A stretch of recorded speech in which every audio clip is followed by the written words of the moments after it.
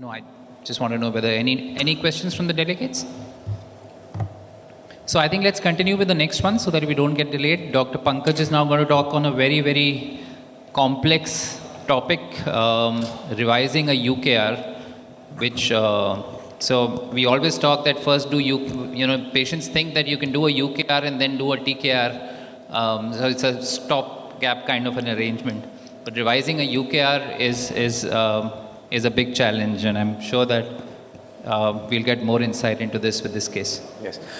Thank you very much, and very nice talk just before me, highlighting all the important points. So let me thank you so much for giving me an opportunity to make this talk on UKR to TKR, which is not very complex.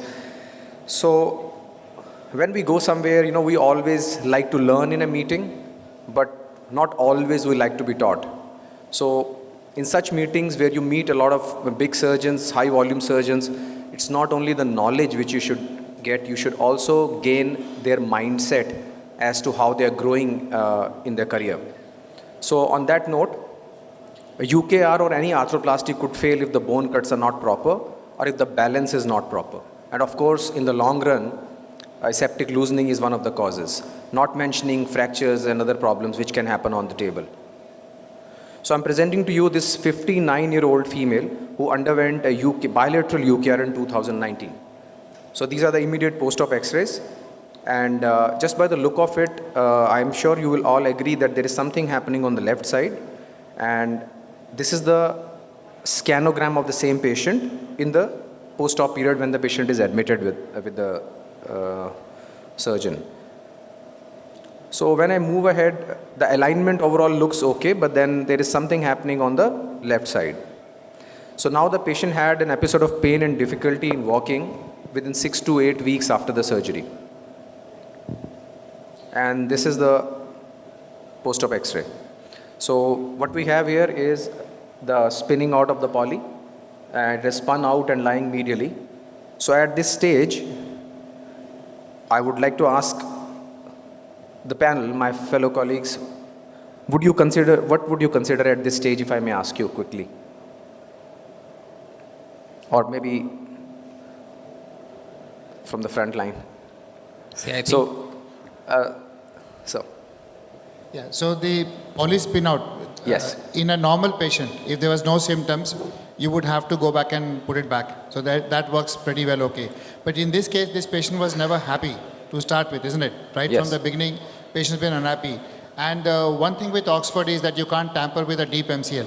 So most likely this patient's deep MCL was already damaged. So even if you put back this poly or even a thicker poly, it's not going to stay. So Correct. this requires a conversion to TKR. Correct. What would be really good to know is what was the size of the initial poly used? Don't remember. Because that It was not like the thickest poly. because that gives you a fair amount of idea whether the surgeon really struggled doing it, Yeah. or it was the placement of the femoral component. Right? Yes. So the second surgery was this, wherein the MCL was augmented, and this is how it went further. Patient again came back with sudden pain in few weeks, and that's where we are. So at this stage, we have understood, as Dr. Rajput also mentioned, MCL augmentation or anything on the MCL won't work, and we should consider doing a revision surgery for this patient, and constraints should be there on the table. So this is the pre-op clinical exam of this patient, which is opening up in extension but with a firm endpoint, while flexion is apparently more loose than extension. So we had challenges during the surgery, how to remove the components without bone loss, how to take care of the tibia, which is well fixed, and how to take care of the bone defect. Common questions which come to anybody's mind. And also how to micromanage the gaps and what level of constraint we should be using. So with these challenges, we went in, we found the poly lying in the suprapatellar pouch, and we removed the femoral component with sharp osteotomes, delivering from both the sides so that we lose minimum bone. And we were successful in removing it without bone loss, not so on tibia. But again, the simple basic technique of stacking the osteotomes and delivering it out worked for us.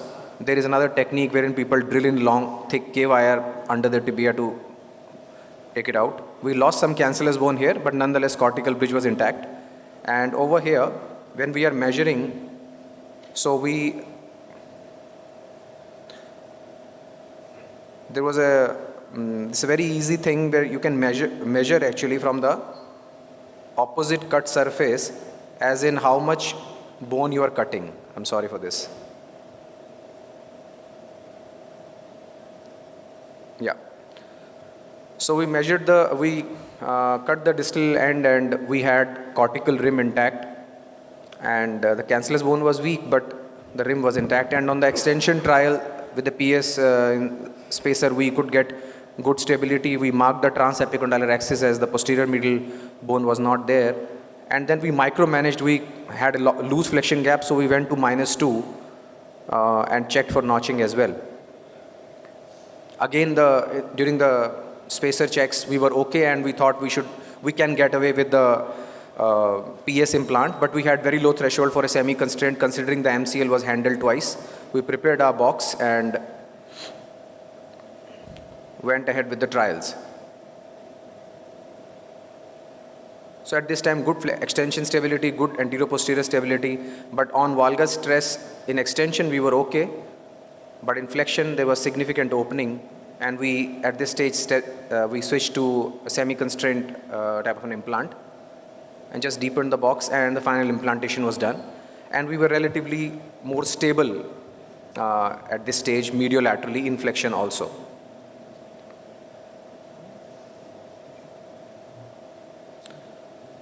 And this is the post-op X-ray of this patient. And it's been 3 years and the patient is managing well and happy so far. This is just an example where aseptic loosening can also lead to early failures. And not every time you require a semi-constrained type of an implant, but you should have it on table whenever you're going for a revision, not underestimating that it's only UKR and you can go ahead and revise. In this patient, I used a stem because it was a very severely osteoporotic patient, but with a normal constrained implant. So takeaways are: plan your revisions, conserve bone, and have all levels of constraint with you, and use the minimum constraint possible. I thank you very much.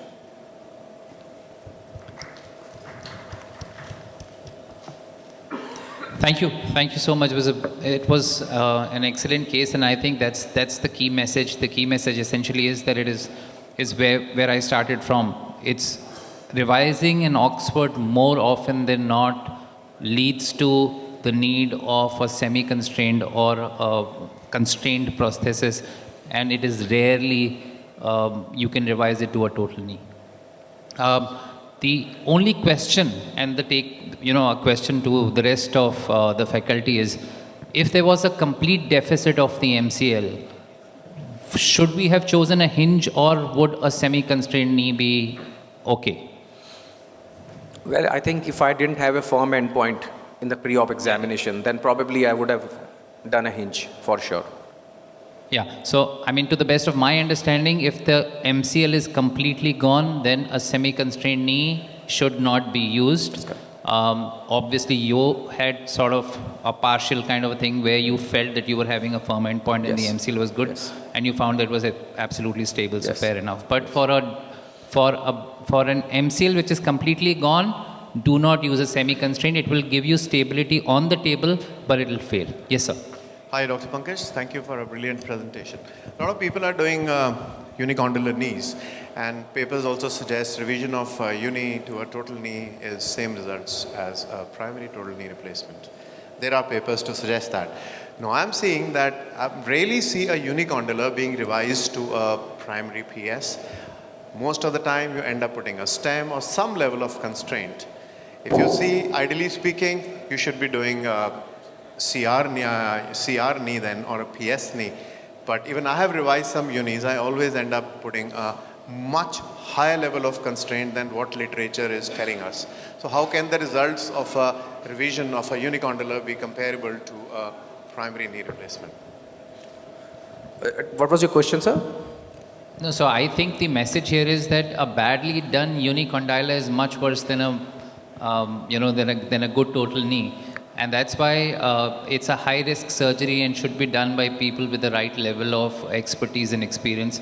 And that is where robotics comes in a big way, because it's been clear, while the benefits in TKR are not clearly established, the benefits in UKR are pretty much clearly sort of documented with the use of robotics, because your accuracy with a robotic system doing a uni is much higher. And that's what we hope to see in the papers to come, whether the use of technology makes it better for UKRs, which is what it is, what literature is showing at the moment. Yes, sir.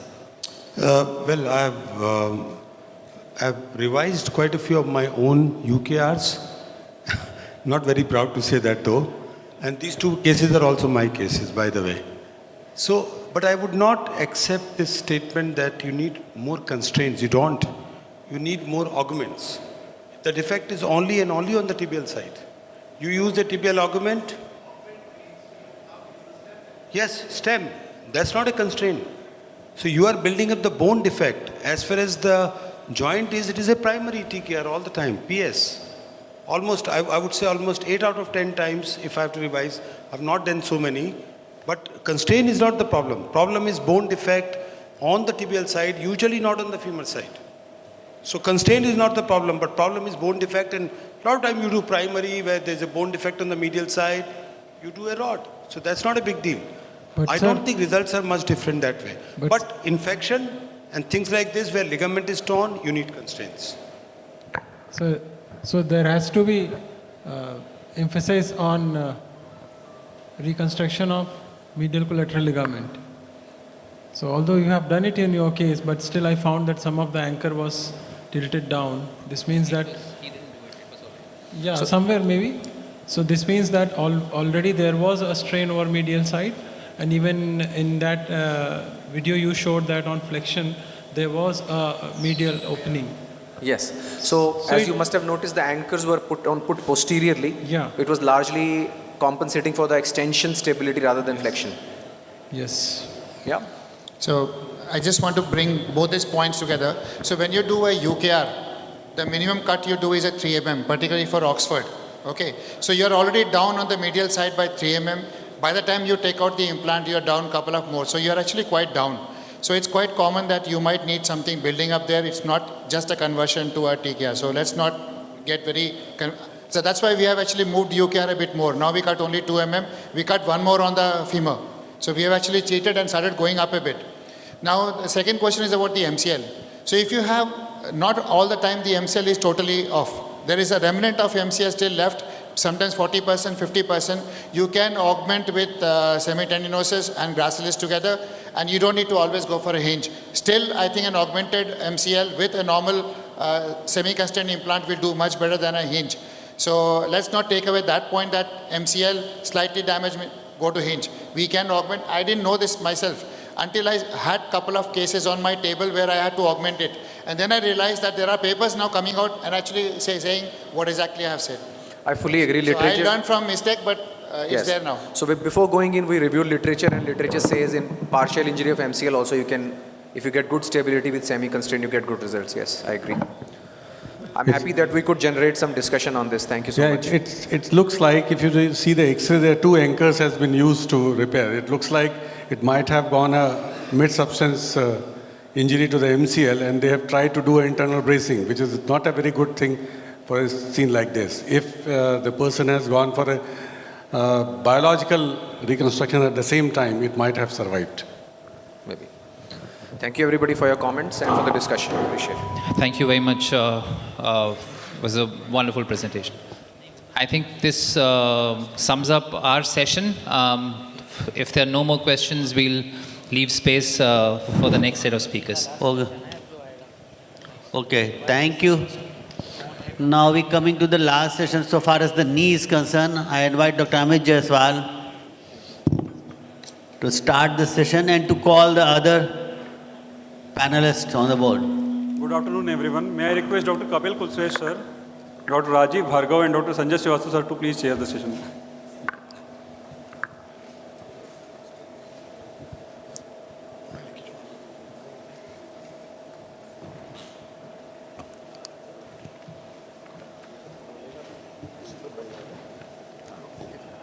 So I'm the first presenter. I'm going to start the case.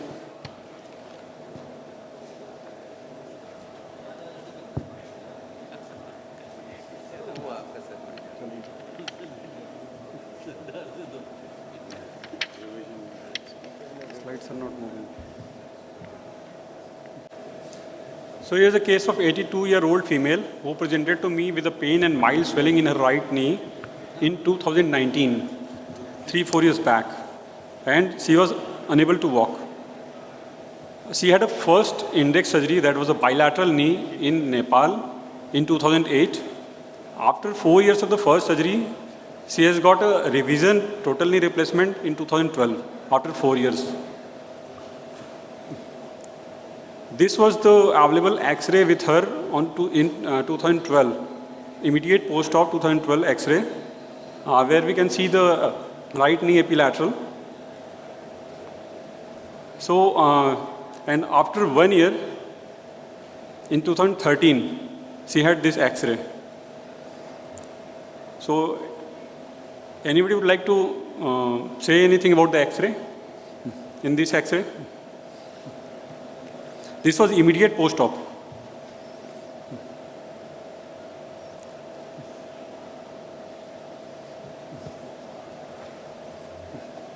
On the medial side on tibia, there seems to be a lucency. Yes, sir. Which is already there. That so this lucency was... Cement is not incorporated very well on the medial side. That's it. And on the lateral side also, sir, there was a lytic area on the femur. Yeah. And this was the immediate post-op. So on both the side, tibia as well as on the femur, there was a lytic areas or some gap between the cement and bone. And that is the reason probably 1 year after, we can see the thicker radiolucent area on both the lines. So this implant is basically failing within a year. See this X-ray and this is failing in a varus. Tibial stem is going to varus. So when she presented to me in 2019, after 7 years, she came to me with this X-ray, pain and swelling, mild swelling, but pain and inability to walk. Now both the femoral stem as well as the tibial stem is going to perforate the femur and tibia, and there is a high chance of fracture if will delay the surgery. Do you have a scanogram? No, sir. She came on the wheelchair, sir. She was not able to walk properly. Any sign of infection? No, sir. No signs of any local redness, warmth. ESR, CRP was also normal.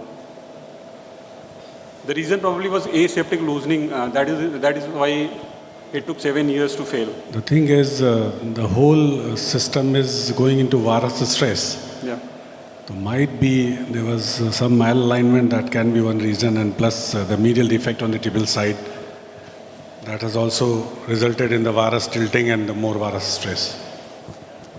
Since this surgery was a revision surgery, probably the primary surgeon removed the implant and he had a big defect on the tibial side. So he tried to manage with the TC3 insert and both sides stem and some extra cement on the medial side. So now what to do? Just go back the X-ray. Yeah.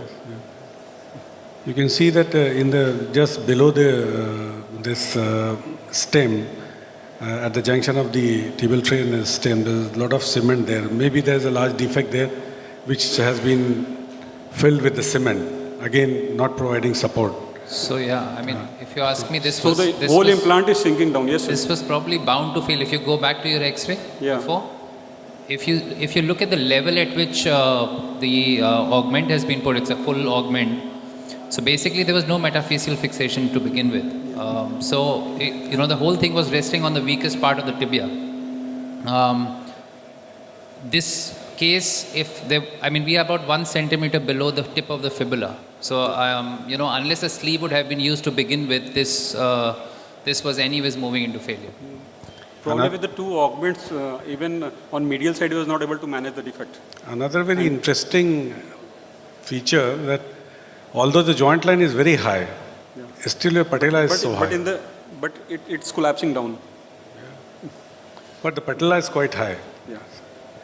So the case is open. Now implant must be removed because patient is having pain and inability to walk. What should be the choice of implant? Should we go with the constraint or semi-constraint or mega process? Anyone from the house? Which implant should we use if we remove this implant? First of all, you have to rule out infection also. How will sir, you there rule is, out that? Sir, pre-operatively there is no infection, no signs of infection. All parameters were normal, and I had operated this case, and I had sent the cultures from 3-4 sites. All were negative. So it's a clear-cut case of even pre-operatively and intraoperatively also. We believe it is Choice of non-infective, implant, aseptic.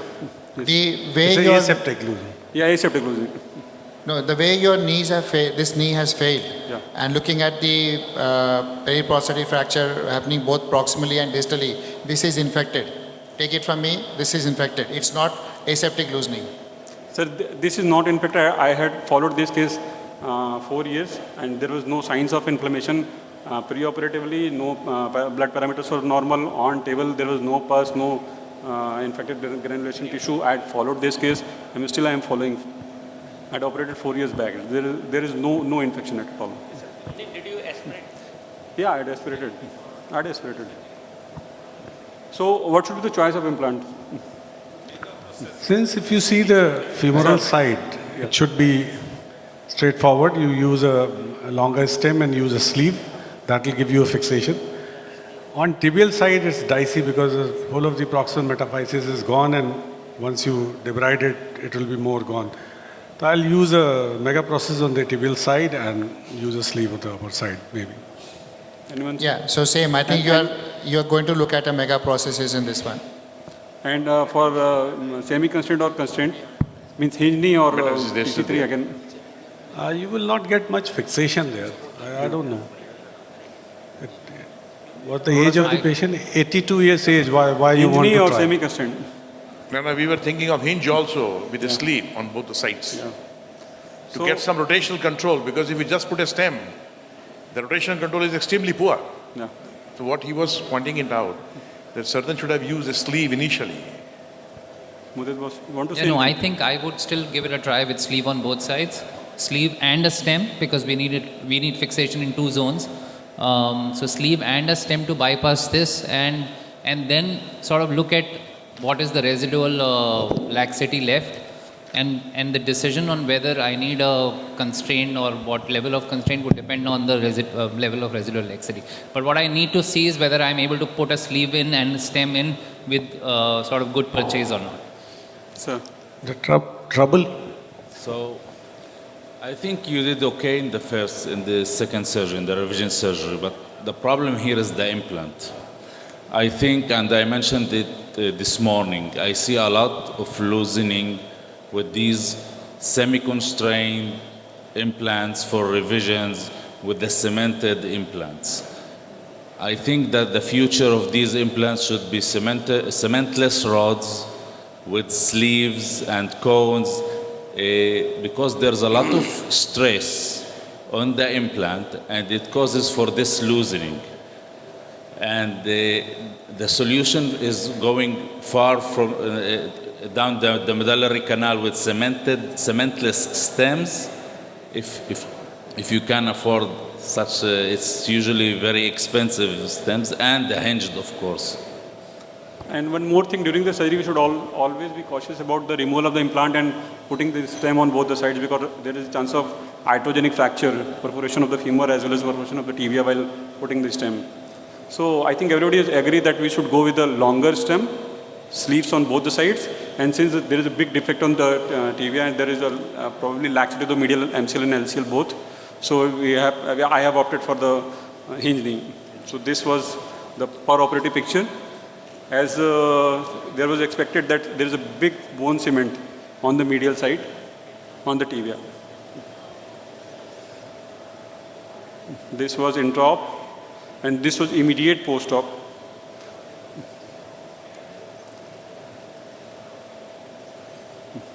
Any comments, sir?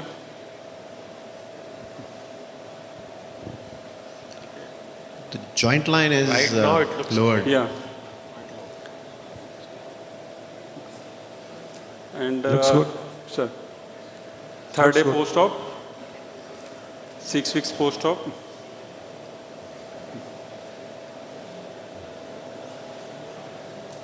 At least she is mobile right now.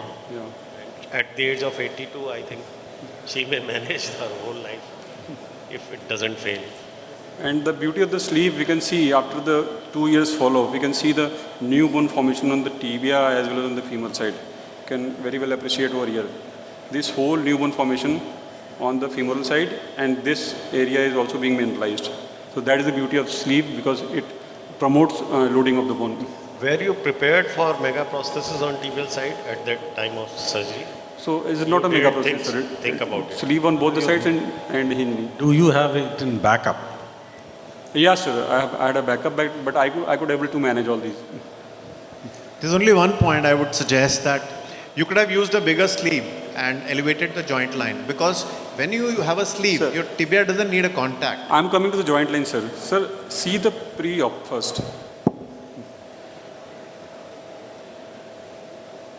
This was the joint line in 2012. This was the joint line in 2013. And this is the joint line in 2019.